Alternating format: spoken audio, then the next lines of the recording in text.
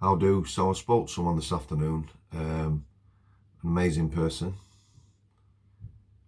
I don't believe people are strong. I think just people, they just survive, whatever that means. Just the whole conversation, taking it in, talking to someone about things that happened, 30, 40 years ago, and it's still affecting them now in great detail as well. The memories, complex PTSD, lots of things going on, but truly amazing person. Yeah, so the content of the vlog isn't pleasant. However, Maria was happy for me to use the name in the title. I will put a pinned comment with an article that I've just read. There's lots of stuff on there. She's done a lot of good work for people. Yeah, amazing person. I'm just going to leave it there, guys. She might well read the comments to this vlog. I don't have to say anything because you guys are truly supportive of, guests and the like. So thank you very much. Lives coming soon. Going to start with Mental Health Mondays. I'll let you know. I'm going to start using community posts again. I've got some amazing people to interview. Thanks for coming. I'll see you into the vlog with Stephen. Thanks to everyone who supports the channel. People who support me on Patreon, people who bought me a brew, everyone who's contributed, commented, especially my guests, past, present and future. Stephen, see him sporting the new collar there, guys. It actually lights up at night, so you can't get off, can you? You can't hide from your dad. Come on then. Cromwell Street, just let me straighten that up, guys. Cromwell Street, Fred and Rosemary West, horrendous story. Those of you who don't know, maybe some are too young, or maybe some don't want to know. Serial killers, abusers of kids. Cromwell Street was their address. That's gone, got pulled down. Fred West was involved in two properties, Cromwell Street and another property where he was doing builder's work. Maria, bless her. I've just been speaking to her now. I would love to meet her and just chat. She is a survivor or victim for me. The trauma, the memories are still there, and they quite definitely are still there for her. She described childhood visits to Cromwell Street, meeting Fred West, meeting Rose West, her dad, father, taking them to the property. Her father was going there to rape children. Her father abused her. At some point, she decided that would stop. I'll just talk about that briefly, and then we'll go back to memories. I can't even imagine. See, when we think of Fred and Rosemary West and Cromwell Street, you think about what went off there. We know they were deaths, they dug up loads of bodies, the trauma, kids getting abused. But me, I never considered or never thought about other people who might have been taken to that property, kids with parents, guardians, whoever. Truly shocking, horrendous. So, about the age of 16, she went to her mother, Maria, and said, her father had been abusing her. She remembers, not in detail, but the first rape at a very young age. She remembers in detail, very graphically, being raped when she was 7. And then obviously, untold amounts of abuse. She's not ashamed, this lass. I was going to do this vlog anonymous. She said, no, you can use my name, Sam. So if you want to Google her name at the side of Fred West, there's lots of stuff there. Her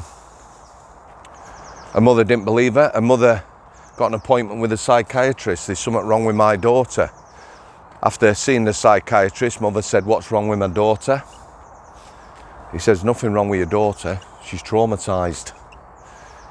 What I'm going to say is, what's wrong with you? In other words, there's There's abuse. Your daughter's been abused. She's traumatized. Why are you not supporting her? She didn't get no support, this lass. Yeah. When she did her police interviews, not like they are now with cameras. She believes now cameras are a good idea, filming interviews. Then it was on taking notes. Nobody outside of her, no friend, yeah, no family. All family disowned her. So she basically went to police, Crown Prosecution Service to get her dad convicted. It went to court. You know, it's very easy for me to say that. The sleepless nights, the stress, the trauma, complex PTSD, adding that all the memories of Fred and Rosemary West, Cromwell Street, things she saw. Some of the things she saw I wouldn't even repeat on here, bless her. You know, and as a kid you try and process things that you're seeing that aren't real. Well, they are real, but you know, you don't want them to be real as a child. Anyway, a father is up for all these charges, yeah? And what she understood was that he was going to get over 20 years. I think she said 21 and a half years, you know, some sort of justice. Now, she had no input in this, but the Crown Prosecution Service, the police and everyone did what they usually do. They get in a little huddle, you know, and some of the charges become lesser charges, and they do little deals. And this 21 and a half years turned out to be 6.5 because 4 charges that he was found guilty of, 5 years each, ran concurrent, which means they're not added up, they run at the side of each other, plus an 18-month on top because he didn't turn up at court for sentencing. Yeah, so he served around about 3 years. So that's Maria going on her own. No support, no friends, no family, you know, to get her father prosecuted for abusing her, for raping her, and the Crown Prosecution Service took away her justice, she feels. Now, again, I'm not going to repeat everything we discussed. The last, bless her, has been at times in her life suicidal, you know, tried to take her own life. She's considered other options to get justice, but she's a survivor. There was an outpouring of emotion during our conversation. I did get a bit emotional myself, you know. She is a couple 100 miles away, probably talking on the phone to me. Just want to give her a big hug, but I couldn't do that. But I am going to get in touch with her later tonight and see how she's doing. She says, I don't need to do that, but I need to know she's all right, because speaking about these things, people who've been on the channel, yeah, it can come back and hit you like a shovel in the face. Again, I'm going to mention this. Any of you guys that I haven't been in touch with, I have so many numbers in my phone now. If you'd like to speak to me, we spoke before Christmas. You know, you just want to talk, you don't have to be coming on the channel or anything like that. You're not in a good place, you've got my number or whatever, drop me a message, I'll get back to you. Might not be straight away. When I'm at work now, 24-hour periods, you know, I'm not answering messages, I'm not on social media. Or drop me an email if you want to get in touch. Maria dropped me an email. Deeply moving. She is an amazing person. She's been in touch with some amazing people and supported them. She doesn't like injustice. I'm not going to mention them people.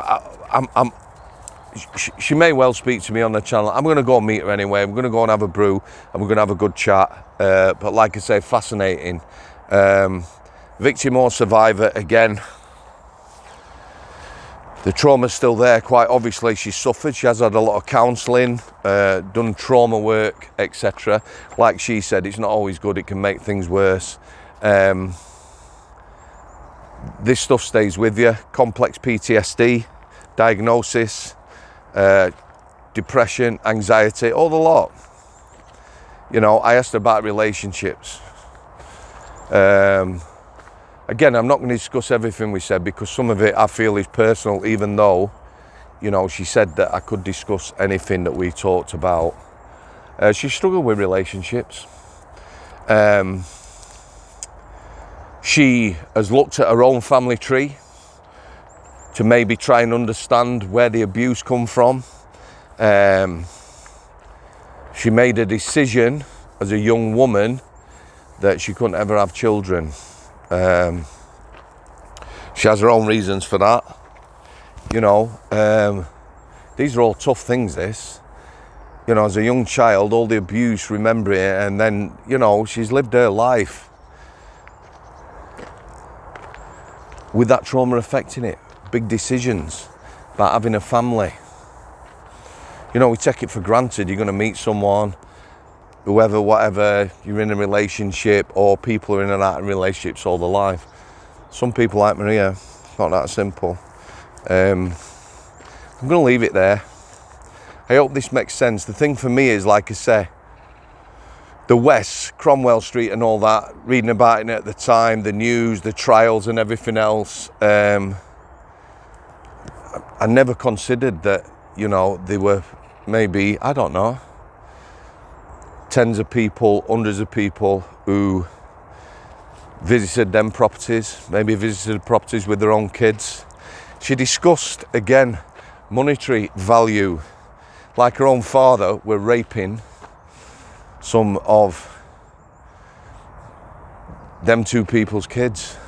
You know, she remembers the figures that he paid, you know, pence, paying pence to rape someone's kids. It's fucking deeply sad and shocking. What an amazing person though. I'll try and find an article with a pinned comment, Google her name, put Fred West in. Again, she's got nothing to be ashamed of, that lass. What a character, what an interesting character. Absolutely amazing. And she does some good work for charity, child type charities. She don't want anything. You know, I asked her whether she considered doing a book. It can be quite an emotional thing doing a book, especially with the subject matter, you know, so she's getting on with life. She's doing a bit for charity. She is all about injustice and she's pretty amazing. I'm gonna leave it there. Parting shot as always.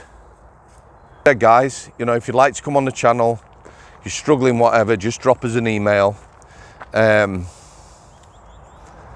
in mind, I am working full time now, so I can't always reply or answer the phone. But yeah, take care, everyone.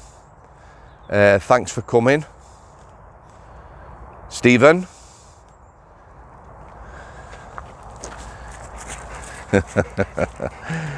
I'll sit there.